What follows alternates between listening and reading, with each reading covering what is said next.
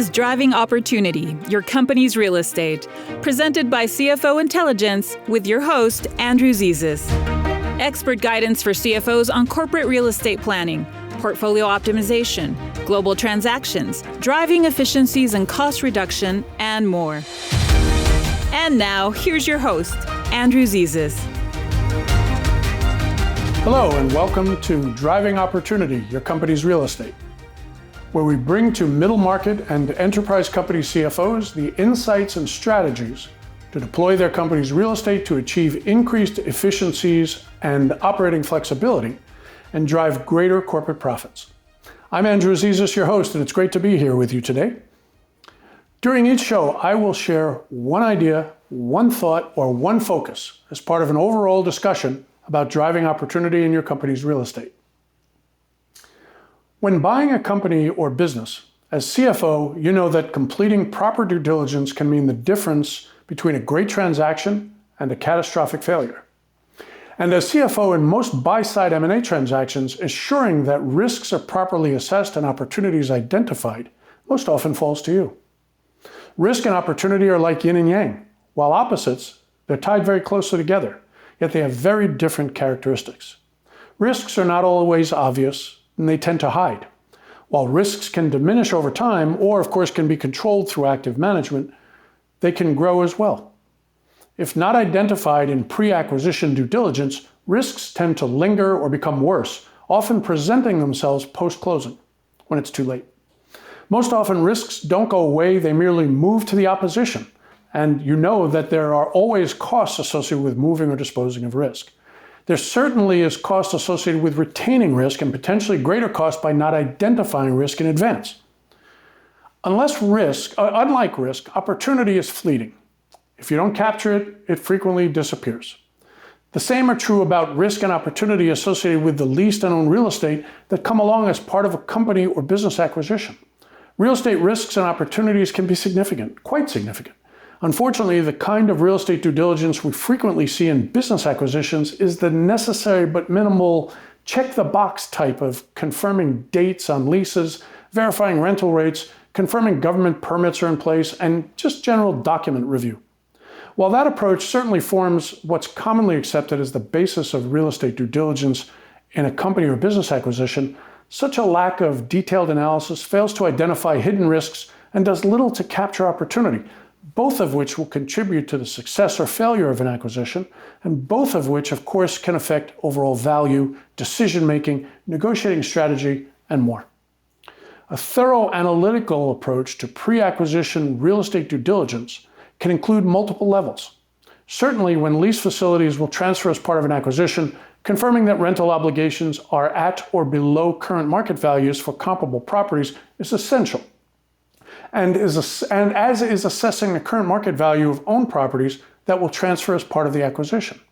Just as importantly, in lease facilities, understanding hidden costs, hidden risks, and hidden opportunities embedded in the details of rights and options to extend, expand, contract, or terminate early, as well as future landlord obligations to provide allowances and services, tenant rights in the event of a landlord bankruptcy or default, and otherwise can all contribute greatly to the ability to mitigate risk and capture and capitalize on opportunity. There exist numerous levels of real estate risk and opportunity assessment that can affect value during pre-acquisition due diligence.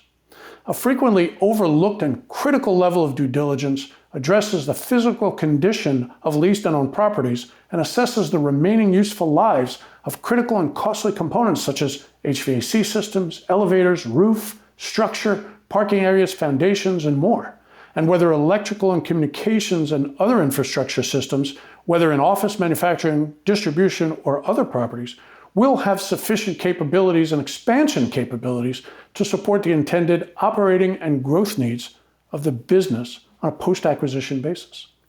A functional assessment measures risk and opportunity associated with the ability of the subject properties to support the operating and functional plans associated with the intended acquisition. Expansion assessments measure risk and opportunity associated with whether the subject properties can be easily expanded in a timely and cost-effective manner to accommodate growth, consolidation, and other efficiency initiatives.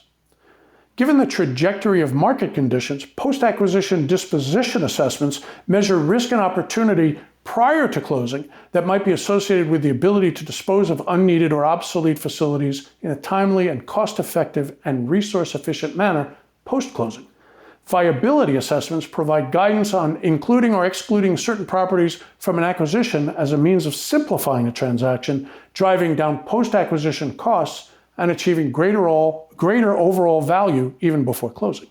Portfolio assessment measures the risk, opportunity, flexibility, and ability of an overall facility portfolio to support intra-portfolio consolidations and other efficiencies and align with operating, growth, and profit strategies.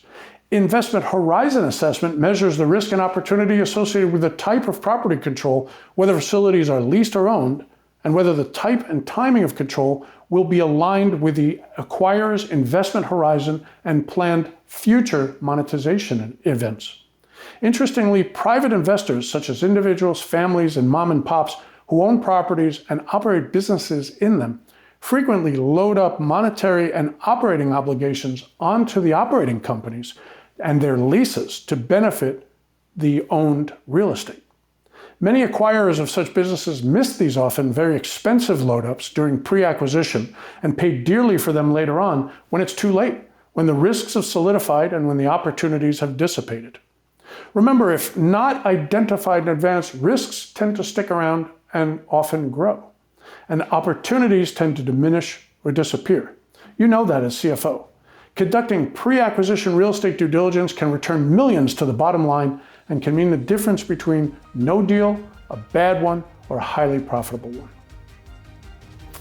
I hope these insights will be of help to you in redeploying real estate to achieve greater value in buy-side M&A.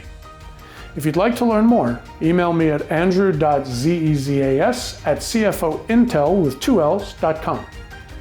Tune in next week when I'll share my views on what really drives real estate decisions. Thanks for watching. This is Andrew Zezas for CFO Intelligence and for driving opportunity, your company's real estate. See you next time. Thanks for joining us on Driving Opportunity, your company's real estate, presented by CFO Intelligence with your host, Andrew Zezas. If you have questions about how best to optimize your company's real estate, email Andrew at andrew.zezas@cfointell.com. If how you serve your company and your career would be enhanced by connecting with peer CFOs from around the country, visit CFOintel.com to explore the benefits of becoming a CFO Intelligence member. While you are there, subscribe to CFO Intelligence magazine, take the CFO Business Sentiment Survey, arrange to attend exclusive CFO events, and explore our other CFO-focused podcast series, CFOs in Motion and CFO Career Accelerator. That website again is CFOintel.com, CFOINTELL.com. Remember to subscribe to this podcast series on Apple Podcasts or wherever you listen to podcasts. This has been Driving Opportunity, your company's real estate, presented by CFO Intelligence with your host, Andrew Zezas. We'll see you next time.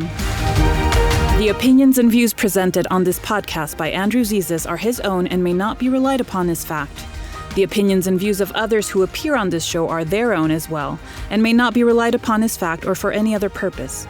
Opinions and views and other information are provided for general information and educational purposes only.